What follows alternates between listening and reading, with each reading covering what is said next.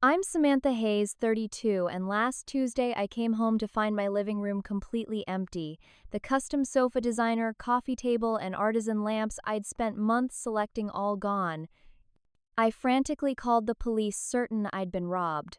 Then I checked my security cameras. There was my mother directing three men as they loaded my furniture into a moving truck with my sister supervising. $13,800 of furniture stolen by my own family. But what I didn't know then was that this furniture heist was just the beginning of a family war that would change everything.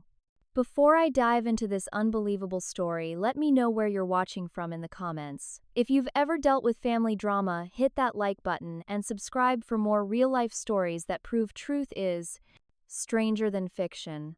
Now, let me take you back to where it all started. I grew up in a modest neighborhood in Boston with my parents and younger sister Amber. Our house wasn't fancy, but my mom Linda always made sure it was presentable enough for the occasional church gathering or neighborhood potluck. From early on, there was a clear pattern in our household. Amber got the best of everything, and I was expected to be understanding about it. "Your sister needs more attention," Mom would say whenever I questioned the obvious favoritism. "She's more sensitive than you, Samantha. You're stronger."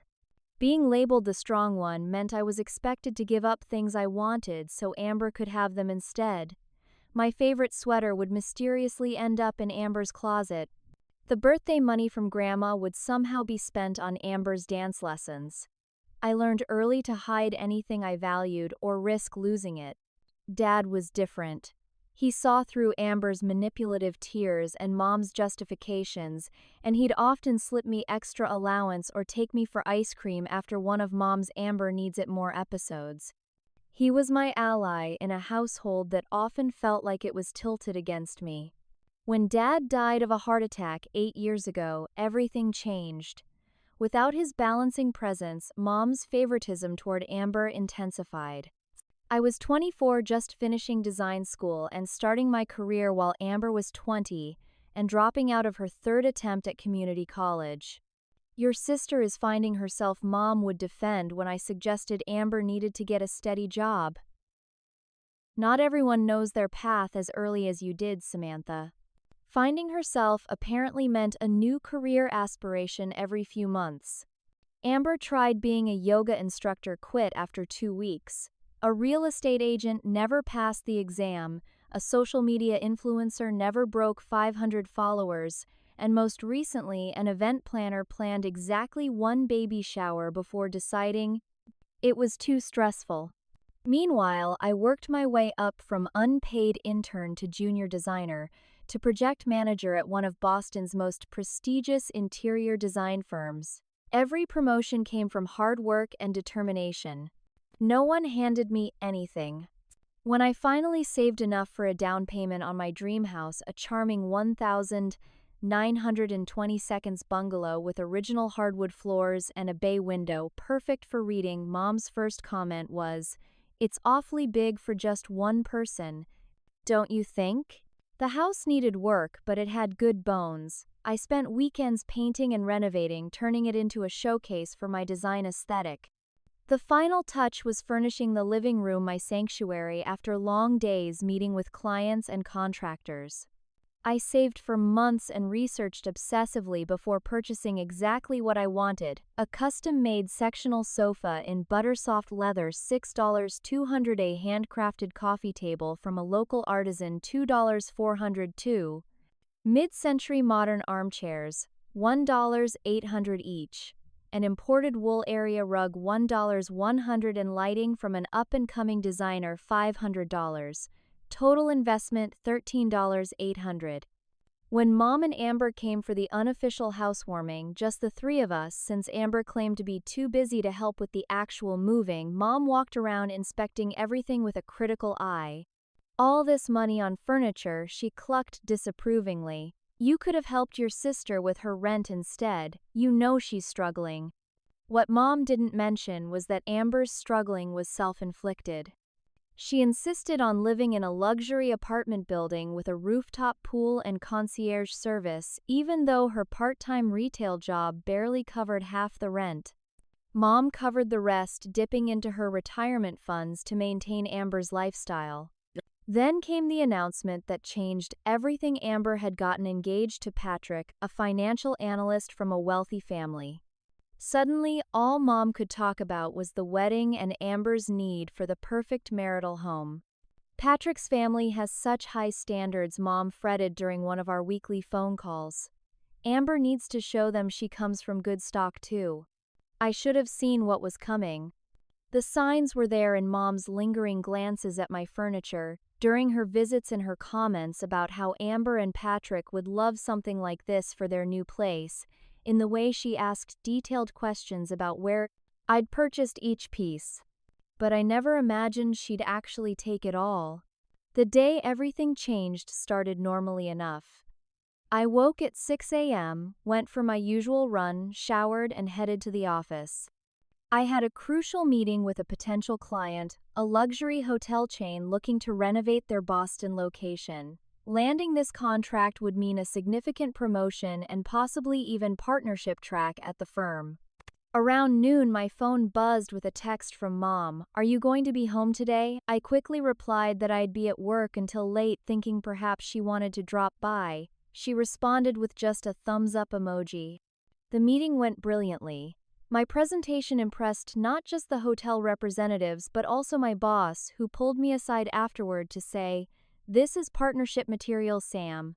I was floating on air as I drove home, imagining celebrating in my beautiful living room with a glass of the expensive champagne I'd been saving for a special occasion.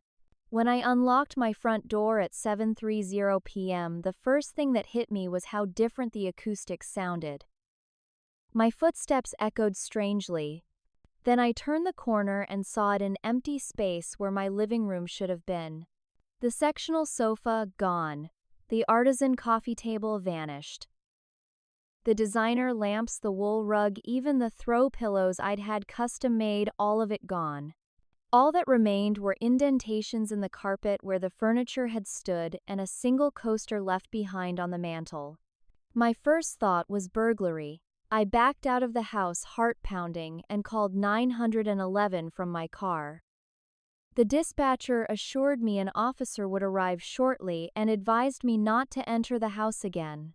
Officer Rachel Barnes arrived within 15 minutes, gun drawn, as she did a sweep of my home. Finding no intruders, she holstered her weapon and began taking my statement. "That's unusual for burglars," she commented when I mentioned the missing furniture. "Typically they go for electronics, jewelry, cash items, easy to transport and sell.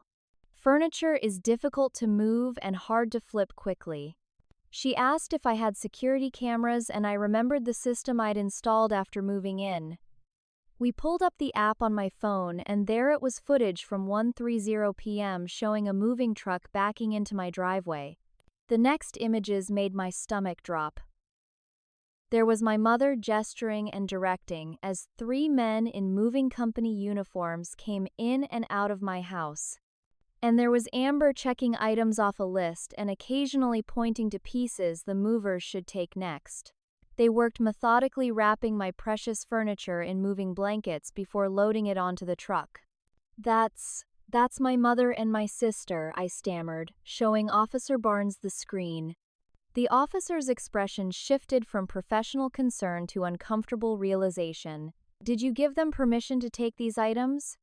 "Absolutely not," I said, my shock turning to anger. "That's $13,800 worth of furniture they're stealing." Officer Barnes sighed. "Miss Hayes, I'm afraid this complicates things. When family members are involved, it often becomes a civil rather than criminal matter. The courts typically view it as a dispute rather than theft, especially if they had access to your home." "But they didn't have permission," I protested. "Did they have a key?" she asked gently. I had to admit that yes, Mom had a key for emergencies, though I'd repeatedly asked her to call before using it. Officer Barnes explained she would file a report but warned me I would likely need to pursue civil action to recover my property or its value.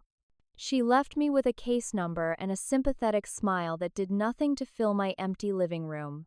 As soon as she left, I called Mom, straight to voicemail. I called Amber, Same result. I texted them both. I know what you did. I want my furniture back immediately. No response. My neighbor Diane came over when she saw the police car leaving. Her eyes widened at my bare living room.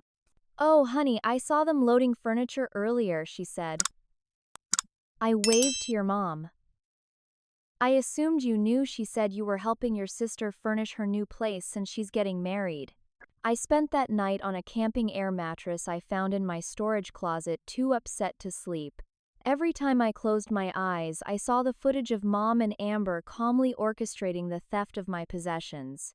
The betrayal stung worse than the loss. At 8:17 the next morning, my phone chimed with a message from Amber.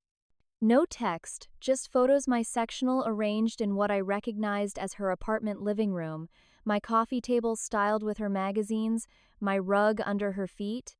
The caption read, "Thanks for the housewarming gift, you're the best sister ever." That's when I realized this wasn't a misunderstanding. They knew exactly what they were doing. I called in sick to work the next morning, something I'd done maybe twice in my entire career. This couldn't wait. I threw on jeans and a sweater, not bothering with makeup or even properly brushing my hair, and drove the 20 minutes to Mom's house in a fog of rage and disbelief. Mom answered the door in her gardening clothes, acting completely normal, as if she hadn't orchestrated a furniture heist the day before. "Samantha, what a nice surprise. I was just about to have some coffee. Would you like?" "Where's my furniture?" I cut her off, pushing past her into the house. Mom's expression shifted from welcoming to defensive in an instant. "Well, hello to you too. I raised you with better manners than that." "Don't talk to me about manners," I snapped. "You broke into my house and stole $13,000 worth of my property. I want it back today." Mom sighed dramatically and led me to the kitchen, where she calmly poured herself coffee, as if we were discussing something as trivial as the weather. "I didn't break in. I have a key, remember, and it's hardly stealing when it's family. Amber needed furniture for her new place with Patrick, and you have that big fancy job where you can just buy more." The casual dismissal of my rights and property left me momentarily speechless. When I found my voice, it shook with anger. "That doesn't give you the right to take my things without permission. I worked hard for that furniture. I saved for months."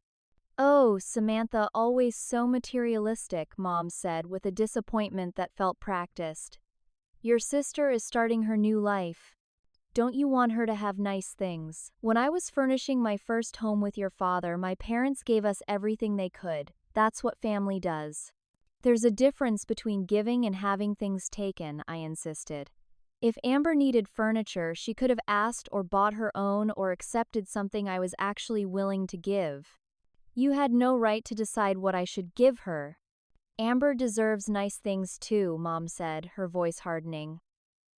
"You've always been so selfish, never wanting to share with your sister. Remember how you refused to let her borrow your prom dress? That was 15 years ago, and she didn't want to borrow it. She wanted to cut it up and re-sew it into a different style." "She would have made it better," Mom insisted. "She's always had more fashion sense than you." The conversation was going in ridiculous circles. I took a deep breath. "I'm not here to rehash childhood arguments. I want my property returned to my house today." Just then, the back door opened, and Amber waltzed in, looking like she'd just stepped out of an Instagram post in her carefully curated casual outfit. "Sam, did you see my pictures? The furniture looks amazing in our place. Patrick loves it." She actually hugged me as if I'd willingly participated in this theft. I pushed her away. "Amber, that's my furniture that you and Mom stole from my house. I want it back immediately." Amber's smile faltered, then returned with a hint of confusion. "But Mom said you wanted to help with our new place. She said you agreed it would be your wedding present to us." "I did not agree to any such thing. Mom, what have you been telling her?" Mom waved dismissively. "Amber needs it more than you do. You're single, you're barely ever home with your work schedule, and you can afford new furniture. Amber and Patrick are starting their life together." "So Patrick thinks I willingly gave you my furniture too?" I asked Amber. She shifted uncomfortably. "Well, I may have implied it was a gift. This is insane, I said, running my hands through my hair.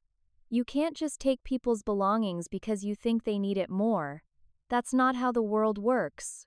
Don't be so dramatic, Mom said. It's just furniture. Just furniture that cost me nearly $14,000. Furniture I carefully selected for MY home. Well, we can't exactly return it now, Amber said, examining her manicure. We already had some of it reupholstered to match our color scheme. You what? The thought of my custom leather sectional being reupholstered made me physically ill. The leather was so dark and masculine, Amber explained as if doing me a favor by pointing this out. We had it redone in a nice cream linen that really brightens the space. I closed my eyes, counting to 10 before speaking again. How did you even get into my house? I changed the locks after the last time you showed up unannounced. Mom had the grace to look slightly embarrassed. I may have had a copy made of your emergency key. A copy you promised you wouldn't make. I trusted you. Oh, don't be so sensitive. Mom snapped, her facade of reasonable discussion finally cracking. This is why you're still alone, Samantha. You're so rigid, so unwilling to help others. Amber is family. Family shares.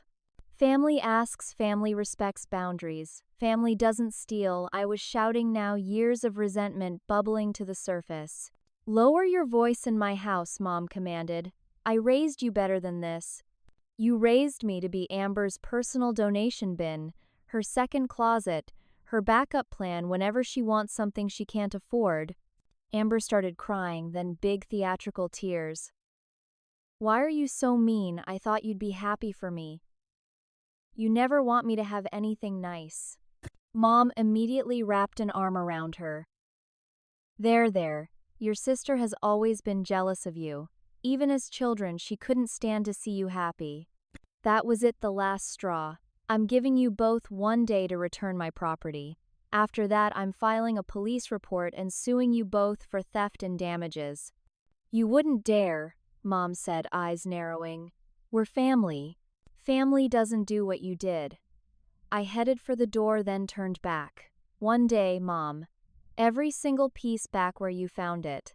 If that's your attitude, then don't bother coming to Amber's engagement party, Mom called after me. In fact, don't bother coming around at all until you can be supportive of your sister's happiness.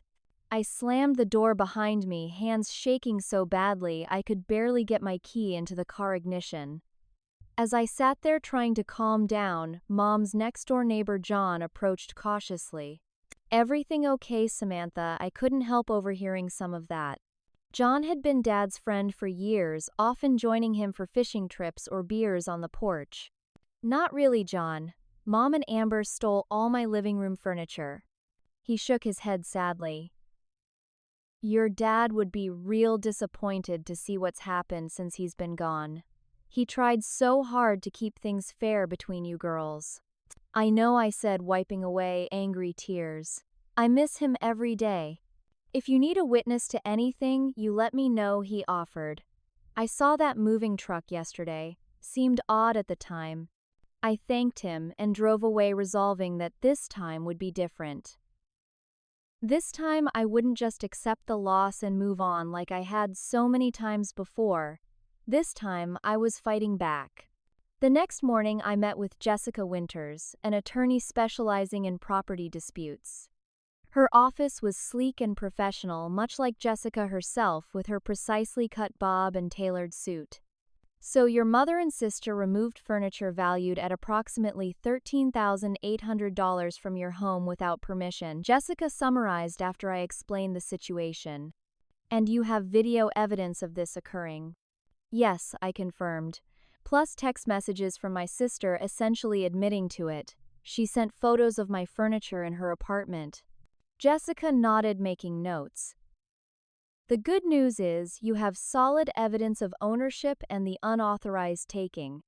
The challenging part is that this involves family members who had access to your home. The police officer said the same thing, that it's a civil matter rather than criminal. Unfortunately, she's correct. Law enforcement typically views family property disputes as civil cases, particularly when access was granted via a key, even if that access was misused. Jessica leaned forward. We have several options. First, a formal demand letter requesting return of the property or compensation for its value. And if they ignore that, then we file a civil lawsuit for conversion. That's the legal term for when someone exercises unauthorized control over another's property. We'd seek either return of the items or their full replacement value, plus possibly additional damages for the intrusion and emotional distress. How long would all that take? Jessica grimaced. Civil cases can drag on for months, sometimes years, and they're expensive. My retainer alone would be $5,000 to start. I winced at the figure but nodded. What else can I do in the meantime?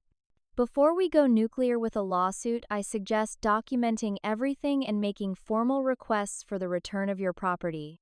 Text messages, emails create a paper trail showing you're making reasonable attempts to resolve this.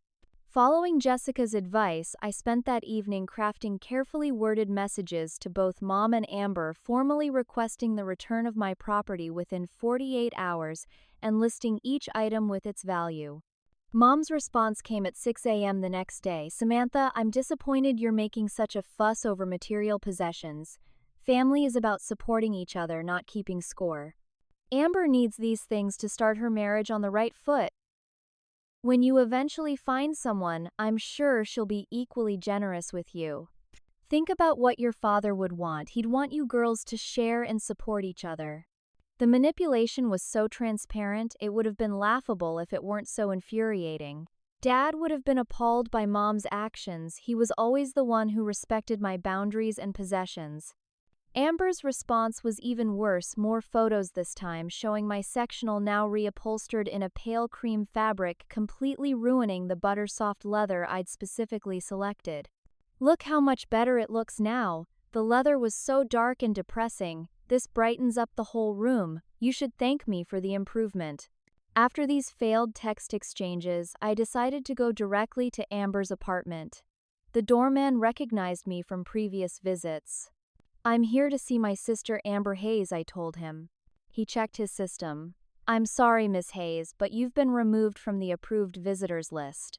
Removed since when? Since yesterday afternoon. Miss Hayes specifically instructed that you not be allowed up. I stood there, stunned at the calculated move. Amber had anticipated my visit and blocked me. As I turned to leave, I nearly collided with a tall man in a business suit. Samantha Hayes. It was Patrick, Amber's fiancé. I'd only met him twice before at family gatherings. Patrick, hi. I was just trying to see Amber, but apparently I'm persona non grata now.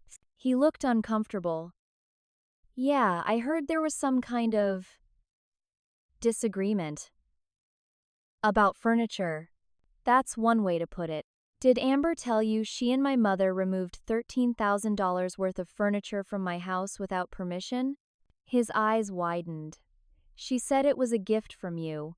A housewarming present because you have so many industry connections and get designer discounts. I don't get discounts that good, I said dryly. And no, it wasn't a gift. They took it while I was at work. Patrick shifted awkwardly. Look, I'm heading out for a meeting, but this isn't the first time something like this has happened. Amber told me her last laptop was a gift from you too, but I overheard her on the phone with your mom once saying something about taking it from your guest room. My old laptop had disappeared during a visit from Amber 6 months ago. She'd claimed no knowledge of it, and I'd eventually given up looking. Patrick, they've been doing this for years. Small things usually, but this time they've gone too far. He checked his watch. I need to go, but I'll talk to Amber, try to get some clarity on what's really going on. After my failed attempt to see Amber, I reached out to my aunt Carol, Mom's sister, who lived about an hour away. We weren't particularly close, but she'd always been kind to me, and I hoped she might have some insight or influence with Mom. We met at a coffee shop halfway between our homes. Aunt Carol had the same sharp features as Mom, but with softer eyes and a genuine warmth Mom often lacked. "I wish I could say I'm surprised," she said after I explained the situation. "Your mother did something similar to me when we were in our 20s. I had this beautiful antique vanity from our grandmother. Linda always coveted it, and one day while I was on vacation, she just took it. Claimed Grandma had promised it to her verbally before she died." "What did you do?" "Nothing, unfortunately. I was young and conflict-averse.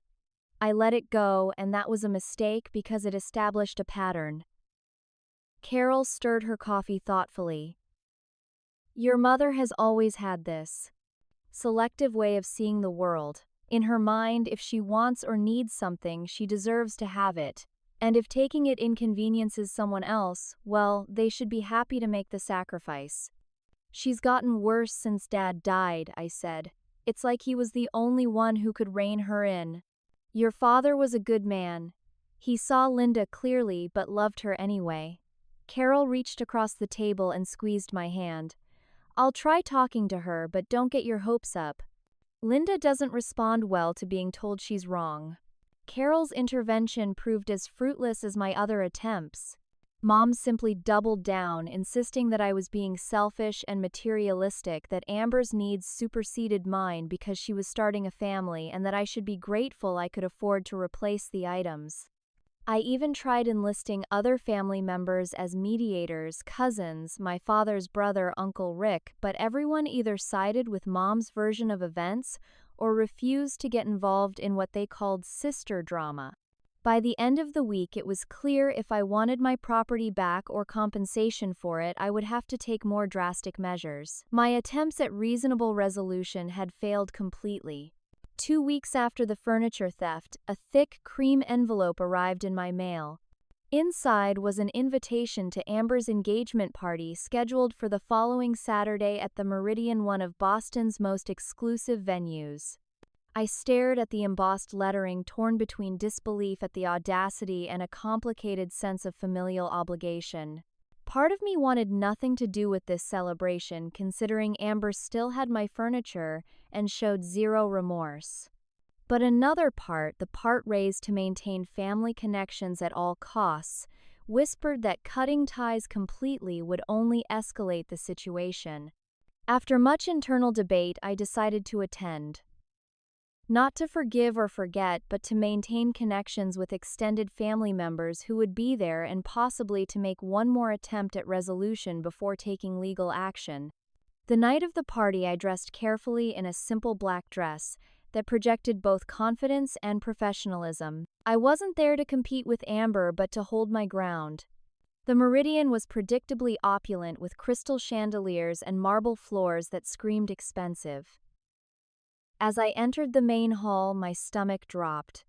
There, arranged in a conversation area for guests, was my furniture, my sectional reupholstered in cream linen, my artisan coffee table, even my custom lamps, though the shades had been replaced with something more ornate. "Quite the spread, isn't it?" said a voice beside me. It was Cousin Emma, always the family gossip. "Amber said you helped her furnish their new place as an engagement gift. So generous of you." "That's not exactly," I began, but Emma had already moved on to greet another guest. Throughout the evening, I received similar comments from various family members, all praising my generosity toward Amber. It became clear that Mom and Amber had been proactively spinning a narrative to the entire family, one where I had willingly given the furniture as a gift. Worse, as I circulated through clusters of relatives, I caught snippets of conversations that stopped abruptly when I approached. Aunt Judith giving my cousin a significant look and whispering, "Always been a bit unstable since the divorce." Uncle Robert shaking his head sympathetically and murmuring, "Concerning behavior lately, according to Linda." They weren't just claiming I had gifted the furniture, they were suggesting I was now mentally unbalanced for changing my story. The final straw came when I overheard Mom's best friend Maureen in the ladies' lounge. "Linda's worried sick about Samantha. First, the erratic spending on that furniture, now claiming it was stolen. Poor Linda had to step in before Sam completely drained her savings. You know how these creative types can be brilliant but unstable. I was so shocked I nearly confronted her then and there, but years of maintaining composure in difficult client meetings helped me hold it together. Instead, I retreated to the venue's terrace for air, trying to process this new level of betrayal. They're really doing a number on you, aren't they? I turned to find my cousin Taylor beside me, offering a glass of champagne. Unlike most of our family, Taylor had always seen through Amber's manipulations. "You've heard the rumors," I asked. "That you're having some kind of breakdown and imagine buying the furniture that's currently decorating this party. Yeah, that's making the rounds." Taylor took a sip of her drink. "No one with half a brain believes it, by the way. Mom and I were at your housewarming. We saw the furniture in your house first. Thank you for that." I felt a rush of gratitude for this small validation. "I don't know what to do, Taylor. They've completely twisted reality. Aunt Linda's always been good at that. Remember when she convinced everyone that Uncle Jack tried to cheat her in the family gift exchange? When really she switched the gift tags?" We shared a grim laugh, and for a moment I felt less alone. Our conversation was interrupted by the clinking of glasses. The formal toasts were beginning with Patrick's father speaking first about the happy couple. Then Patrick himself looking surprisingly uncomfortable as he praised his bride-to-be.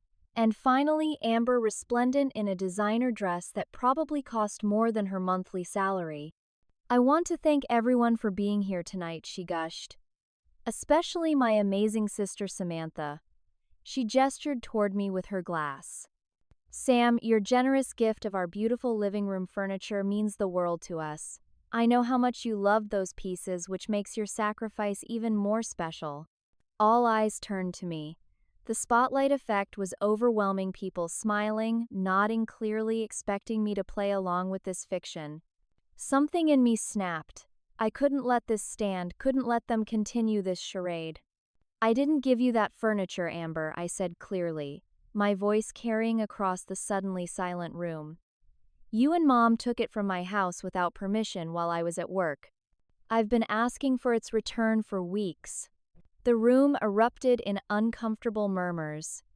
Amber's smile froze, then crumpled into a performance of hurt and confusion. "Sam, what are you talking about? Mom said you."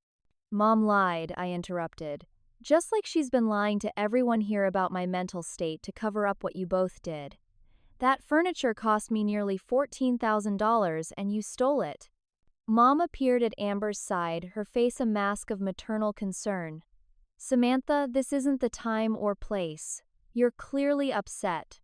"I'm not upset, I'm angry," I corrected her. "And this is exactly the time and place, since you've chosen to display my stolen property as part of this event and publicly thank me for something I never gave." The whispers grew louder. I saw Patrick's parents exchange alarmed glances. Patrick himself looked like he wanted to disappear. Security Mom called to one of the venue staff. "My daughter isn't well, she needs to leave." Before I could protest further, two men in black suits appeared at my elbows. "Ma'am, we need you to come with us," one said quietly, but firmly. "This is ridiculous," I protested as they began guiding me toward the exit. "Ask Patrick, he knows the truth." But Patrick stood frozen, caught between family loyalty and uncomfortable truth, saying nothing as I was escorted from the hall. As the security guards led me to the door, I caught a final glimpse of Mom and Amber standing side by side, identical expressions of smug satisfaction on their faces as they watched me being removed. The humiliation burned, but it also crystallized something for me. This wasn't just about furniture anymore. This was about years of manipulation and gaslighting, of boundaries crossed and truths twisted. And it was time to fight back with everything I had. The morning after the engagement party fiasco, I hit rock bottom. I called in sick to work again and spent the day alternating between angry tears and numb disbelief. My phone buzzed constantly with messages from family members, some expressing concern about my outburst, others suggesting therapists or medication, a few simply stating they were disappointed in my behavior. None of them questioned Mom's version of events. None of them considered that I might be telling the truth. Around 6 p.m., a knock at my door roused me from my misery. I opened it to find Megan, my coworker and friend, holding a bottle of wine and a bag of takeout. "You weren't answering texts, and you never miss work. I got worried," she explained, taking in my disheveled appearance and the makeshift living room setup I'd created with patio furniture. What happened here? Over Thai food and red wine, I told her everything: the theft, the gaslighting, the engagement party disaster. "That's next-level toxic," Megan said when I finished. "No offense, but your mom and sister are straight out of a psychological thriller." "Tell me about it," I sighed. "The worst part is everyone believes them. I'm officially the unstable, jealous sister who's trying to ruin Amber's happiness." "Not everyone believes them," Megan corrected me. "I know you're not making this up, and actually," she hesitated, "Kyle might be able to help with the financial angle."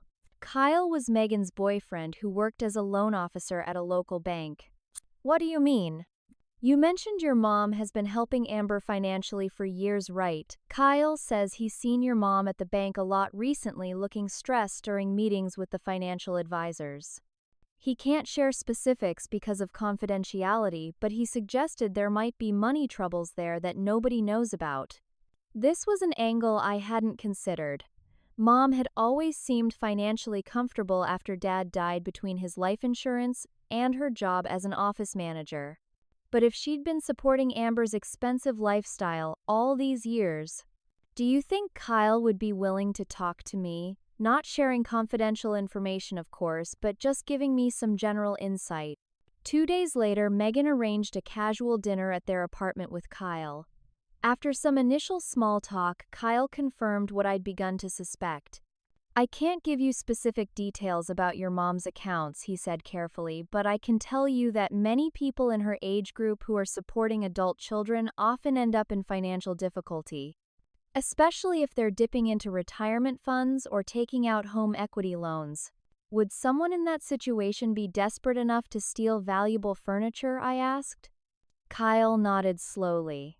"Absolutely. Quality furniture has good resale value, and if someone was facing significant debt or needed a large sum quickly, it might seem like a solution." This conversation with Kyle gave me the first piece of what was becoming a larger puzzle. But the real breakthrough came the following day when my phone rang with an unknown number. "Is this Samantha Hayes?" a male voice asked when I answered. "Yes, who's this?" "It's Patrick, Amber's fiancé. Can we meet somewhere private to talk? There are some things you should know." We arranged to meet at a coffee shop in a neighboring town where we were unlikely to run into family members. Patrick arrived looking uncharacteristically rumpled with dark circles under his eyes. "Thanks for meeting me," he said, sliding into the booth across from me. "I've been doing a lot of thinking since the engagement party. The things you said. They didn't match what Amber told me, but they made sense of some things I've been noticing." "What kind of things?" I asked. Patrick ran a hand through his hair. "Small inconsistencies at first. Items appearing in our apartment that Amber claimed were gifts, but couldn't quite explain who gave them. Financial stories that didn't add up, like how she afforded her share of our security deposit when I know what she makes at her retail job." He pulled out his phone and showed me photos. "These are some of the items in our place that Amber claimed were gifts from you. Do you recognize any of them?" I scrolled through, feeling sick. My grandmother's antique silver picture frames. My missing laptop. Even a cashmere throw I'd thought I'd misplaced during my move. All of these were taken from my house without permission, I confirmed. "Some of them have significant sentimental value." Patrick's expression hardened. "I thought so. Amber's been lying to me about a lot of things, it seems, including how close we are to being ready for marriage." He explained that after my confrontation at the engagement party, he'd started asking more questions and paying closer attention. The furniture situation had opened his eyes to patterns he'd been ignoring. I want to help you get your things back, he said finally. I can document what's in our apartment, let you know when Amber will be out so you can reclaim smaller items, maybe even figure out a way to return the furniture. As shocking as Patrick's appearance was, the next unexpected ally was even more surprising. 2 days after meeting with Patrick, I received an email from William Barrett, my mother's ex-boyfriend from 3 years ago. They'd dated for about 8 months, before a sudden and unexplained breakup. I saw a post on Facebook about the scene at Amber's engagement party. His message read, "I think we should talk. There are things about your mother you should know." William met me at a park near his office during his lunch break. He was older than Mom by about 5 years, distinguished with salt and pepper hair and kind eyes that crinkled at the corners. "Linda and I didn't break up because we weren't compatible," he explained after initial pleasantries. "We broke up because I discovered she had a gambling problem she was hiding from everyone. Mostly online casinos, some sports betting." "Gambling," I repeated, stunned. Mom had always been critical of gambling, calling it a tax on people who can't do math. William nodded grimly. "It started small from what I could tell. But by the time we were dating, she was in deep. I found statements showing she'd taken a second mortgage on her house. When I confronted her, she denied everything, claimed the statements were errors. When I pushed, she ended things." "Do you think she's still gambling?" I asked. "Almost certainly. That kind of addiction doesn't just go away without treatment, and Linda refused to admit she had a problem." He hesitated. "There's something else.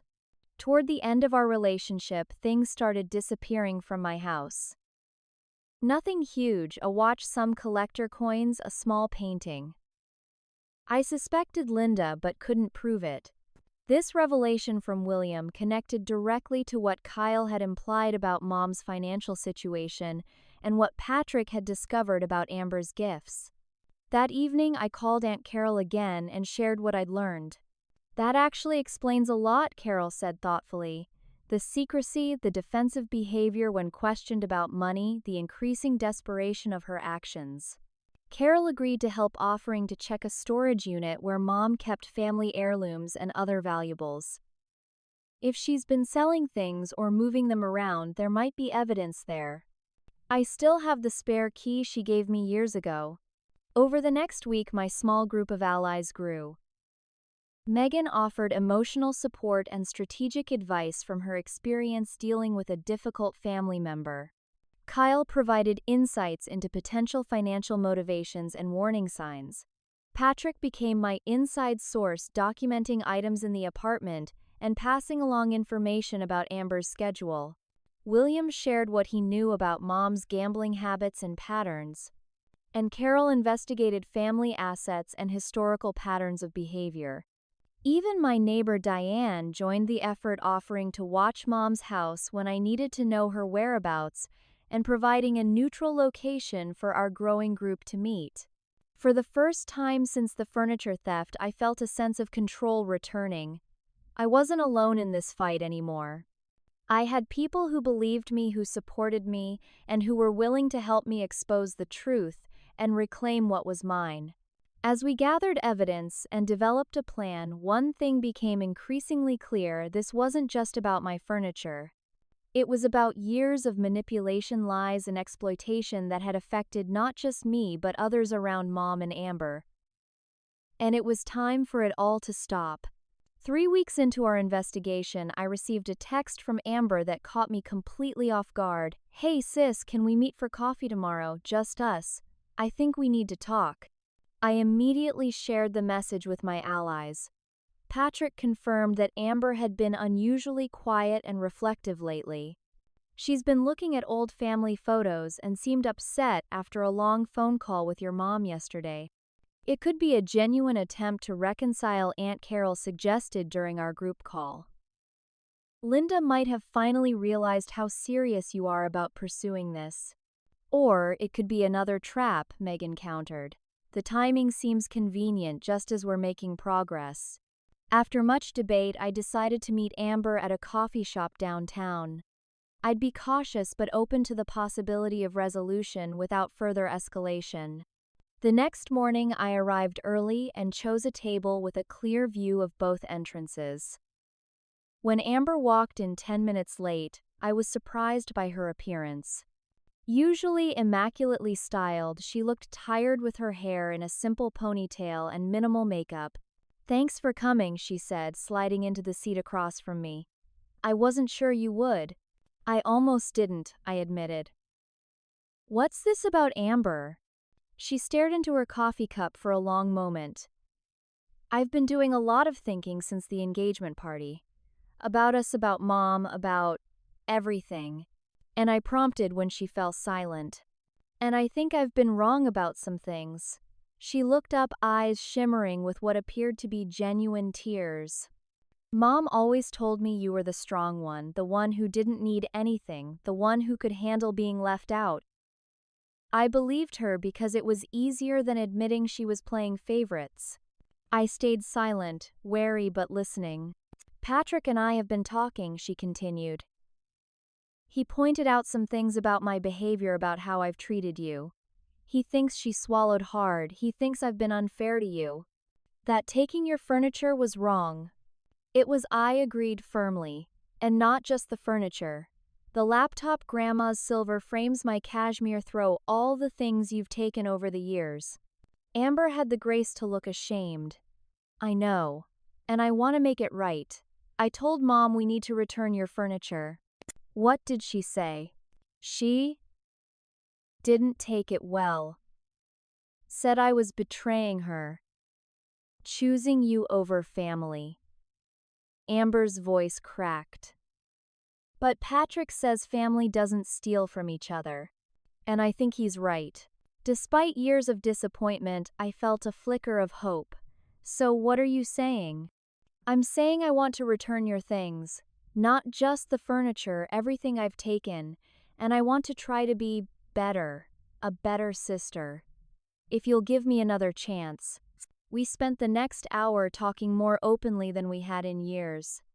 Amber revealed more about Mom's financial manipulation, how she'd been led to believe I was somehow obligated to support her lifestyle, how Mom had convinced her that taking my things wasn't really stealing but rebalancing what she called the unfair advantages I had. By the end of our conversation, we had the outline of a plan. Amber would help me document everything that had been taken. She would arrange for the furniture to be returned the following weekend when Patrick could borrow his brother's truck, and she would begin the difficult process of establishing boundaries with Mom. I left the coffee shop feeling cautiously optimistic. While I wasn't naive enough to believe all our problems were solved, it seemed like a genuine breakthrough. That fragile hope shattered the moment I arrived home. My front door was slightly ajar, something I never would have left that way. Heart racing, I pushed it open, carefully prepared to call 911 if I encountered an intruder. What I found was worse than a random break-in. My home office had been ransacked. Cabinet doors hung open, drawers pulled out and emptied. My filing system was in shambles, papers scattered everywhere. But most alarmingly, specific items were missing: my external hard drive containing all my design work, my portfolio of original sketches, and the family heirlooms I'd kept locked in my desk drawer. Dad's watch, my grandparents' wedding rings, and letters Dad had written Mom during their courtship that she'd given me after his death. Also missing my laptop with all my current client projects, my passport, and the folder containing my birth certificate, social security card, and other important documents. As the initial shock gave way to understanding, I checked my security camera footage.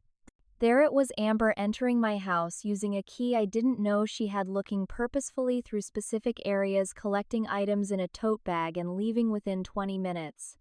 The timestamp 9:17 a.m. to 9:36 a.m., precisely when I was driving to meet her at the coffee shop across town.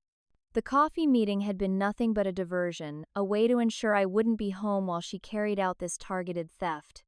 Her tears, her apparent remorse, the promises of reconciliation, all an elaborate performance to keep me occupied while she robbed me again. I called the police immediately. The same officer who had responded to the furniture theft, Officer Rachel Barnes, arrived within minutes. "Miss Hayes, we meet again," she said grimly, surveying the chaos of my office. "Same perpetrators." I showed her the security footage on my phone, my sister Amber.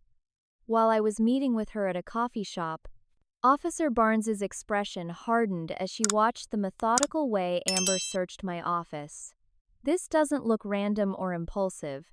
She knew exactly what she was looking for. She took my work materials, financial documents, and family heirlooms. I explained, my voice shaking, plus my identification documents. "It feels calculated." "It is," Officer Barnes agreed. "The furniture could be argued as a misunderstanding. This crosses into clear criminal territory: burglary, identity theft, risk potential professional sabotage. We're beyond civil dispute now." She took detailed notes, collected evidence, and assured me this time there would be a criminal investigation. "Do you have somewhere else you can stay tonight?" she asked before leaving. "Someone who has been violating your space like this might escalate further." The question sent a chill through me. I'd been so focused on what was taken that I hadn't considered my own safety. That night, I stayed at Megan's apartment, too shaken to be alone. As we processed what had happened, my phone lit up with social media notifications. "You need to see this," Megan said, her face grim as she handed me her tablet. There, on Facebook Marketplace and several local buy divided by sell groups, were listings for items that looked eerily familiar. Vintage gold watch, $400 antique wedding ring set, $1,200 designer portfolio with original sketches, $600.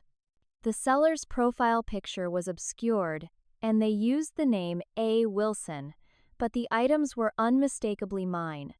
Family heirlooms I'd cherished, professional materials I needed for my livelihood, all being sold off like common second-hand goods. In that moment, something broke inside me. The last shred of familial loyalty, the last whisper of, "but there's still family," that had held me back from taking decisive action, it all crumbled away. This wasn't just theft anymore. This was a calculated attempt to destroy both my professional life and my connection to my family history. This was a betrayal so profound it couldn't be explained away or forgiven with a teary apology. As I stared at the listings of my personal treasures being sold off to strangers, my phone rang.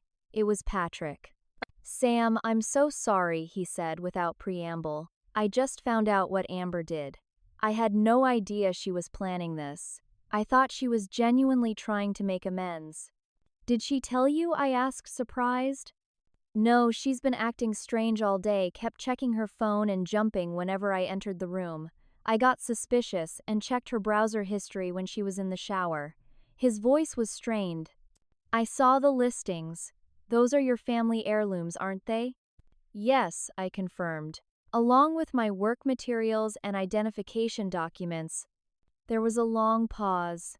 "This changes everything for me," Patrick said finally. "I can't marry someone who would do something like this. I thought she was capable of change, but this is beyond what I can accept." By the end of that devastating day, I'd hit rock bottom.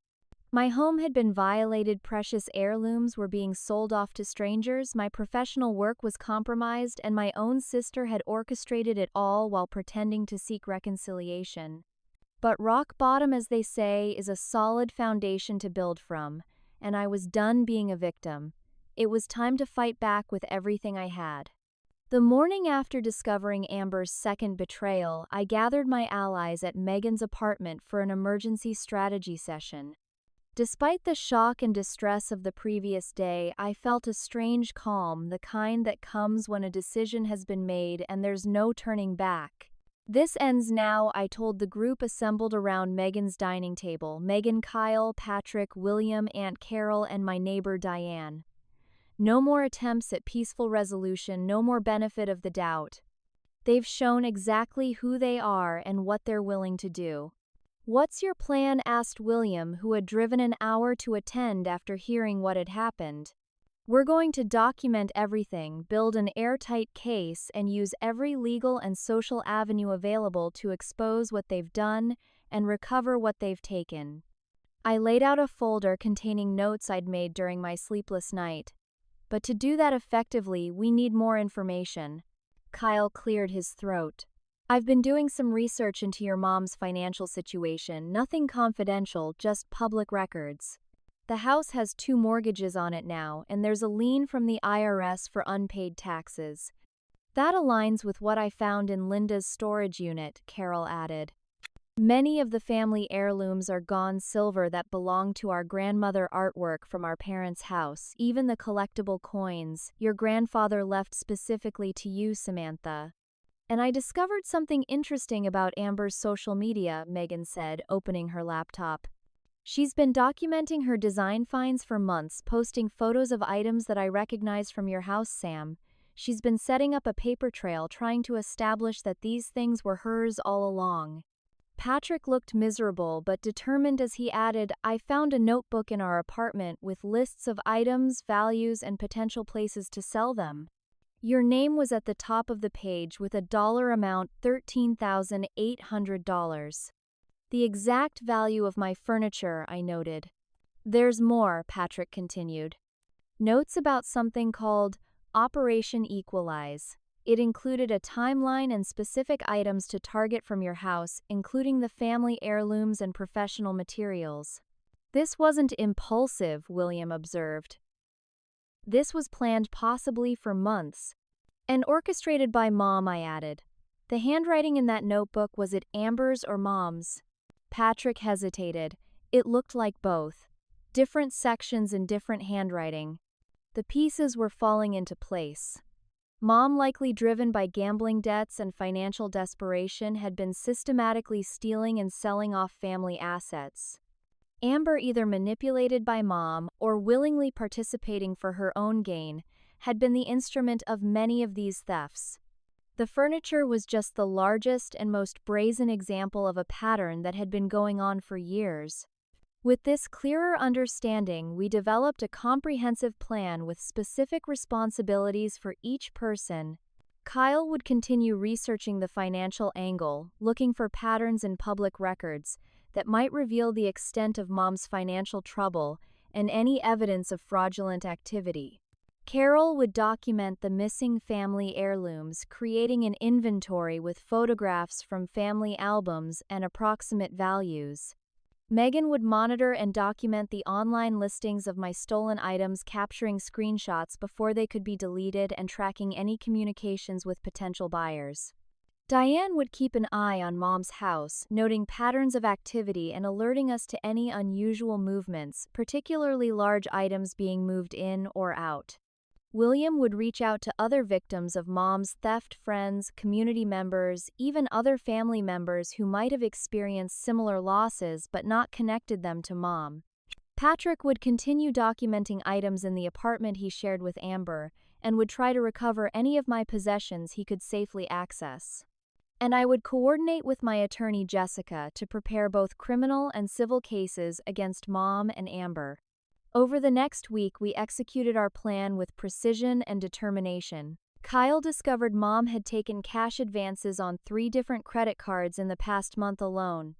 Carol located family photos, showing many of the missing heirlooms in their original settings, proving they had been family property.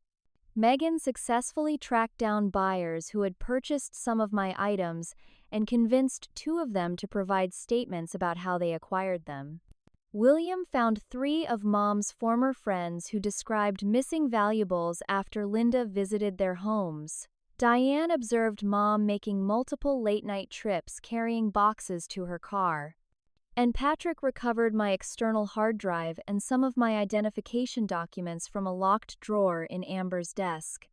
Most disturbing was William's discovery that Mom had a gambling partner, a man named Victor, who frequented the same online casinos. According to William's source, Mom had been promising Victor valuable items to cover her gambling debts, including designer furniture and family heirlooms. With all this evidence compiled, I met with Jessica to review our legal options. She was impressed with the thoroughness of our investigation. "You've built an extremely strong case," she said, reviewing our documentation. "We have multiple avenues to pursue criminal charges for burglary and theft, civil action for conversion of property and emotional distress, potentially even elder financial abuse regarding your father's possessions that were meant to be preserved." "What do you recommend?" I asked. Given the evidence of premeditation and the substantial value of the stolen items, I recommend we proceed with both criminal and civil actions simultaneously. The criminal case will be handled by the district attorney, but the evidence we've gathered will be crucial for them. Armed with Jessica's advice and the mountain of evidence we'd collected, I felt ready for the final confrontation. But before taking legal action, I decided to give Mom and Amber one last chance to avoid the most serious consequences. I drafted a formal letter with Jessica's help detailing exactly what we knew, the evidence we had gathered, and the legal actions we were prepared to take. The letter included an ultimatum: return every stolen item within 24 hours, provide full financial accounting of any sold items, and agree to cease all contact unless through our attorneys or face the full legal and social consequences of their actions. Patrick agreed to deliver the letter to Amber in person, while Carol would deliver Mom's copy.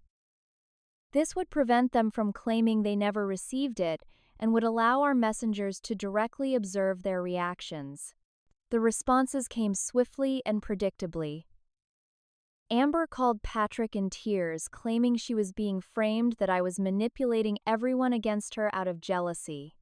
Mom left Carol a voicemail full of righteous indignation, claiming I had always been troubled and was now trying to tear the family apart with lies. But their attempts at manipulation fell flat this time. Everyone involved had seen the evidence, had witnessed the pattern of behavior, and was immune to the emotional tactics that had worked in the past.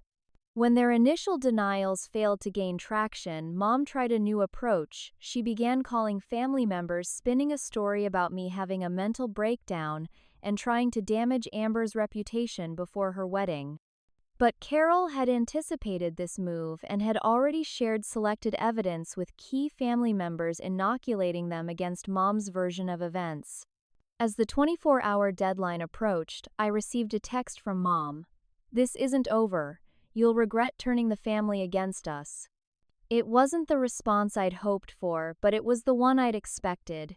With a heavy heart but clear conscience, I instructed Jessica to proceed with both the criminal and civil cases. The police were notified that we were ready to press charges, and civil paperwork was filed the following morning. The counterattack was complete. After years of being the victim, I had finally taken control and fought back using the most powerful weapons available: truth, evidence, and the law. Whatever happened next, I would face it on my terms, not theirs. The morning after the ultimatum expired, I was sitting at my kitchen table reviewing case documents with Jessica when my doorbell rang. Looking through the peephole, I was shocked to see a moving truck in my driveway and two men in uniform standing at my door. "Miss Hayes," one of them asked when I opened the door cautiously. "We have a delivery for you from a Mr. Patrick Reynolds. Where would you like us to put the furniture?"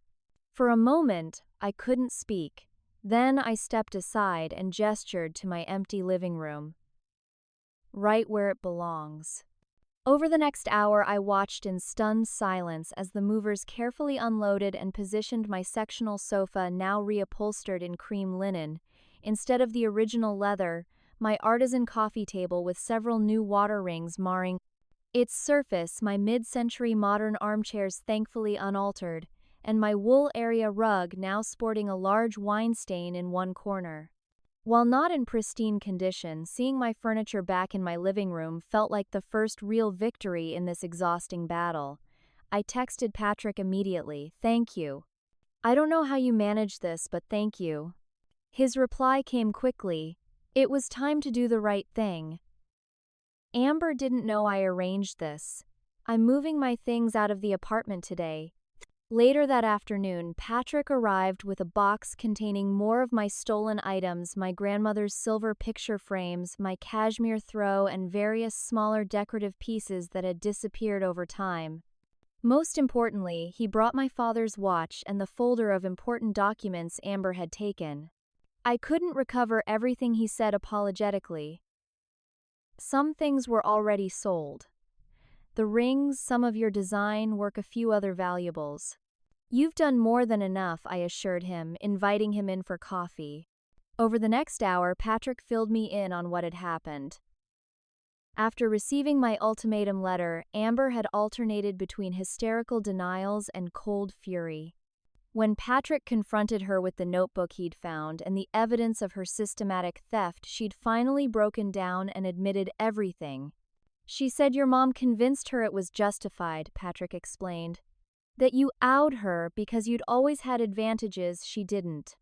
Your mom apparently has been telling her this narrative for years, that you were selfish and withholding, that you had more than you needed while she struggled. And Amber believed her, I said, not really surprised.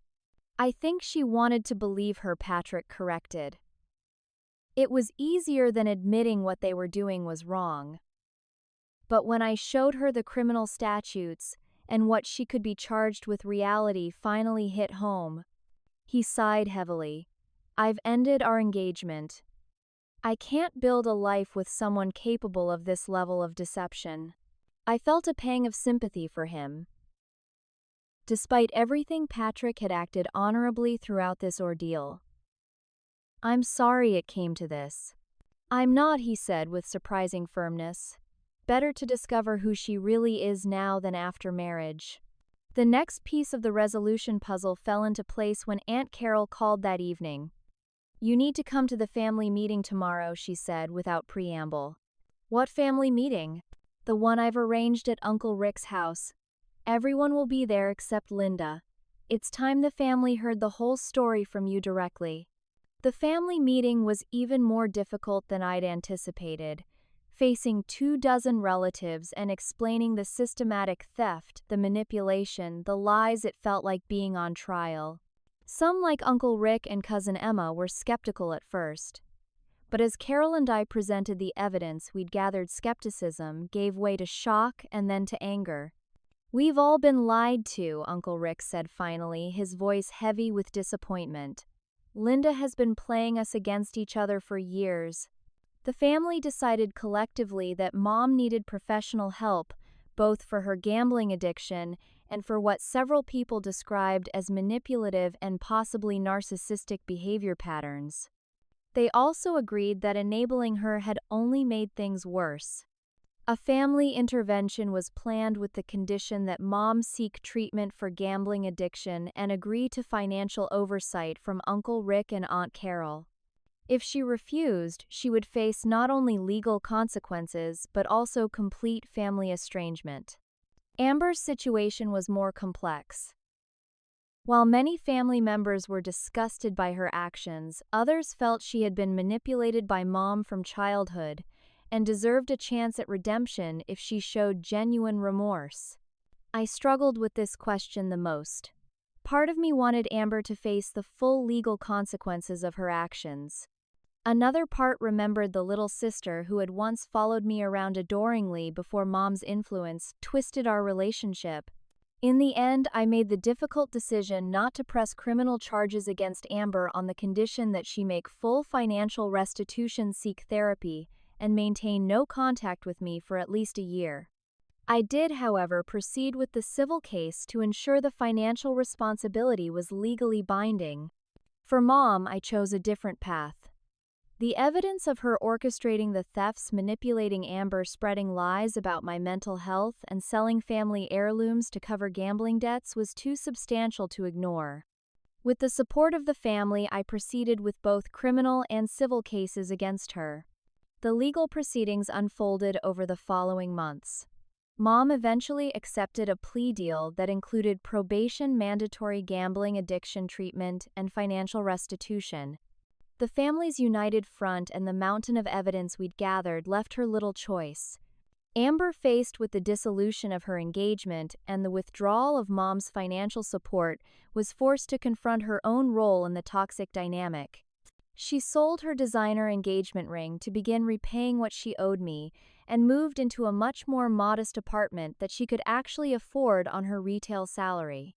Through mutual family members, I heard she had started therapy and was slowly beginning to recognize how she had been both victim and perpetrator in Mom's manipulative system. While I wasn't ready to have her in my life again, I felt a glimmer of hope that perhaps someday reconciliation might be possible. As for me, the resolution of the legal cases brought a sense of vindication but not immediate healing. That came more slowly through the support of my chosen family, Megan and Kyle, who helped me rebuild my confidence, William, who understood Mom's manipulation tactics better than anyone, Diane, who brought me dinner on days when the emotional toll left me too drained to cook, and even Patrick, who remained a friend despite the painful end to his relationship with Amber. 6 months after the furniture was returned, I hosted a dinner party in my fully restored living room. My sectional had been professionally reupholstered back to its original leather. The water rings on my coffee table had been carefully removed by a furniture restorer. The wine stain on my rug had been cleaned until barely visible. Around my table sat the people who had stood by me through the darkest period of my life.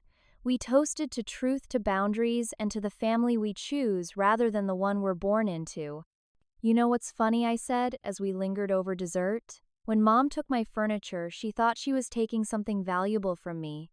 And she was, but in the process she accidentally gave me something far more valuable, the courage to stand up for myself and the wisdom to recognize who truly deserves a place in my life." The conversation and laughter continued late into the evening in my beautiful reclaimed living room, a space that now symbolized not just my aesthetic taste, but my hard-won freedom from toxic family dynamics. Have you ever had to make the difficult choice between family loyalty and personal boundaries? Share your story in the comments below. If this story resonated with you, please like, subscribe, and hit that notification bell so you never miss another real-life journey of standing up against family toxicity. Thank you for listening, and remember, sometimes the family we choose is more important than the family we're born into. I'm wishing you strength and clarity in all your relationships.